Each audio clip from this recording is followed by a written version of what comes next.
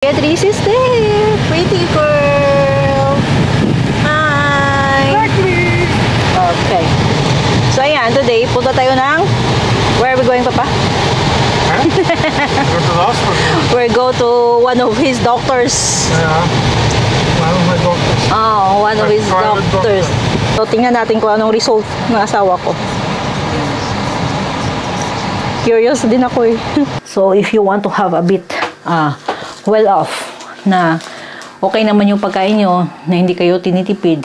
So, as you can see, hindi kami tipid sa pagkain. Ganito po yung expenses.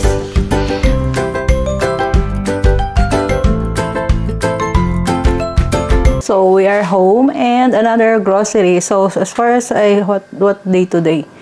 8. So, this is already the 3rd grocery in a month.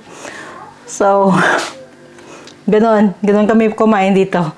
So, anyway, I will show you what we've got today. Kasi, we need this fruits para sa asawa ko. Kasi this is really helpful for his health. The berries. And, this is from Portugal. This is good for the health too. This is pistachio. So, this is Beatrice's favorite. This is good for the mood. This is not good for the health, but it helps to improve your mood. Yes, eh? Ice cream. So, this is, improve my mood too. This is glass noodles. So, I will make this with chicken. I will make chicken noodles next time. So, this will be our lunch for today. Bumili from Lidl. This is A. Don't worry, guys. This is A, and the other one was Wok. And Beatrice, as usual, she's Portuguese. She wants to eat pizza. And we have more here. Kasi, diba? Tingnan nyo. Cookie. This is for Beatrice. This is for Beatrice again. Kasi ito, kumakain si Beatrice in the morning and night time. Kaya, mano tayo sa cereal. Mano siya. Sa kanya lang to. And then, we bought bread. This is for us because we used to eat bread. This is 5 seeds bread. And, of course, we bought again kiwi. Kiwi is very good. For salad, tomato. Hindi ako masyado bibili kasi naluluto. Meron doon binigay ang mama ni Pedro from the farm. Pero masyado nang ripe. So, we bought again banana. So, this one. Ang bilis. And this is sale. Kaya bumili ako ng Kikoman. Half of the price, not bad. So, ganyan. And we bought cheese. So, cheese. This is my breakfast. So, yan. This is the 3rd grocery na naman for this month. Sa amin lang po yun. So, ayan. This is our 2nd grocery. 3rd grocery for the month. Ayan. So, ganyan guys. Hindi kami magastos sa mga vacation, travel. But we are spending more sa food. Yun. Yun yung importante sa amin. Pagkain. Diba? Importante food. So, yeah. We are not depriving ourselves sa mga pagkain. As long as for the family naman. Diba? So, yan. This is for record purpose. Kasi, baka akala ng iba dyan, ganun kadali ang buhay.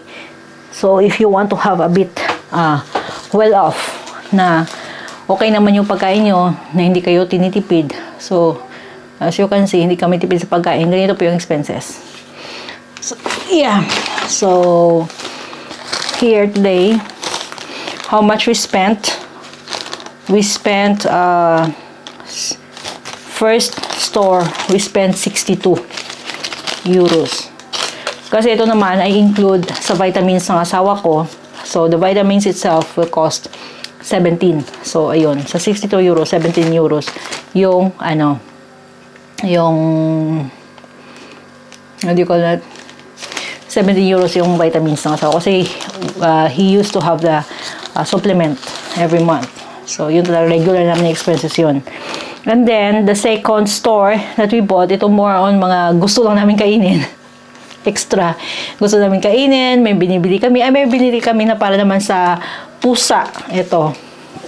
Kasi ito ay madaming pusa po dito no umakyat sa bubong namin paggabi. Visit na visit ako dyan. Kasi gala ng gala. Tapos, it's disturbing.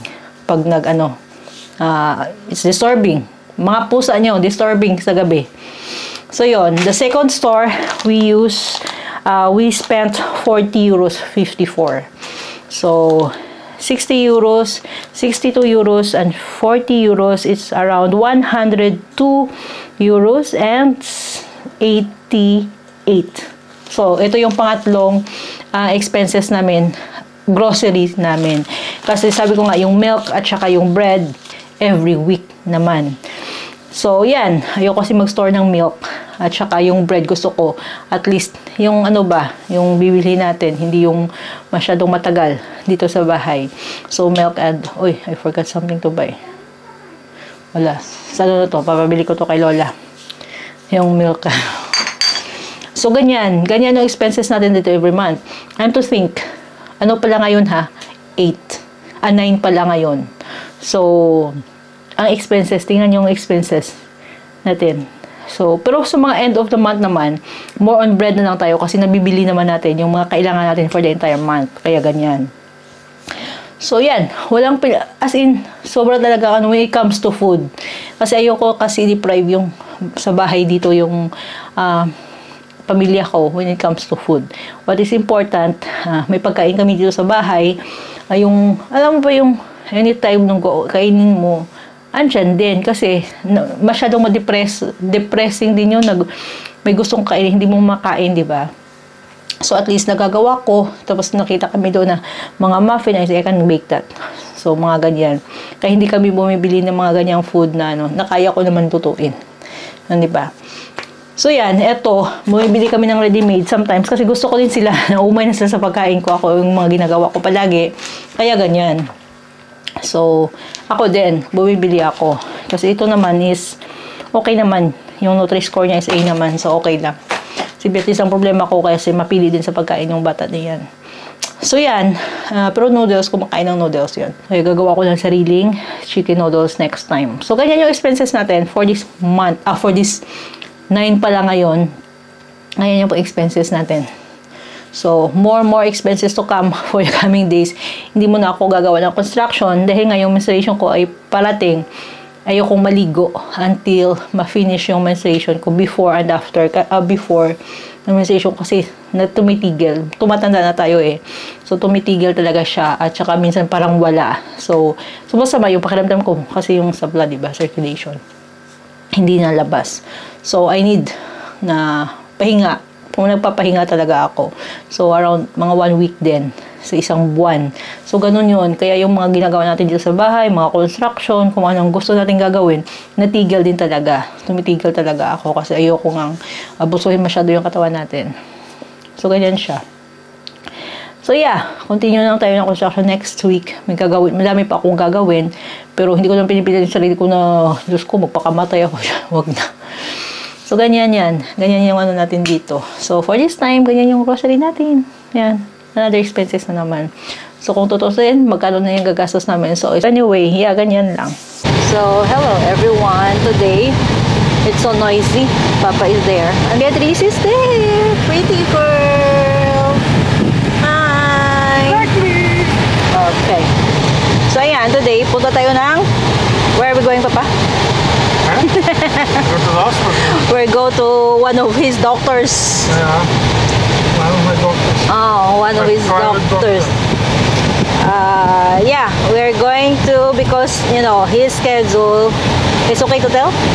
Yes. Wow, so nice. Wow. Baby, look at the car on the side. It's okay. No, it's a Citroen. So ayan. Since every 6 months na lang siya tinitingnan ng mga doctors niya, we had just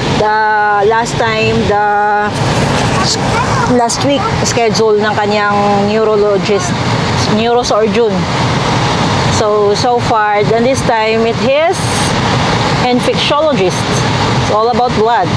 So last time na kinuhanan siya ng sangkatutak na dugo. How many bottles of joke? 5 daw na ganyan. This one only? Or the... I will check on that. Oo. Basta malaki. Depende daw. Kasi sa infectiologist, he needs a different size. Because yung sa normal, yung sa ano naman niya, kasi doon sa doctor niya, That's the Kia, no? That's the two boys in the back. I think so. So yung naman sa doctors niya, neurosurgeon niya, about the blood naman. Yung blood sa mga, kung may mga makita ba, nakakaiba. Wala. So far, he had a very good result sa blood. So we are in the right direction with our diet. Yes. We are fat, yes. Oh. But Fat from the medicaments. yes, but me, not. Ah, So, yeah, the fat that he has is from medications. Oh, Mr. Antonio is already there. This is our taxi driver, guys. Is waiting. Ayan. Kasi, andyan na yung taxi driver namin. Yung taxi namin. Kasi, pupunta kami ng hospital. Hindi kami nagda-drive, di ba? Hindi siya nagda-drive. So, iiwan namin yung kotse namin dito sa kanila. At saka, sasakay kami sa taxi ng yeah, very good. because yesterday I saw his daughter. So, he will be driven by our second father here. Yeah, second father. Second father here. He knows So, everything. siya yung magdadrive sa amin papuntang hospital. Taxi service. Inaantay kami noon hanggang matapos yung namin, schedule. So, same like when I went to Lisbon, ganon din po yung nila, na inaantay kami kung kailan hanggang matapos. Example, pupunta ako sa Lisbon, antayin kung kailan ako matapos, kasi ilang oras yan, na ako natapos doon. So, yun, ganon din dito. Yan, kaya, yun. So, ayan, si Beatrice iwan namin dito at saka yung sasakyan at kami ay sasakay ng taxi papuntang hospital. So, tingnan natin kung anong result ng asawa ko. Curious din ako eh.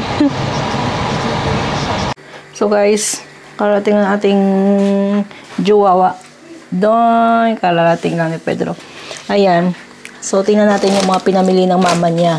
So, broccoli. This is good together with, kasi I'm cooking beef.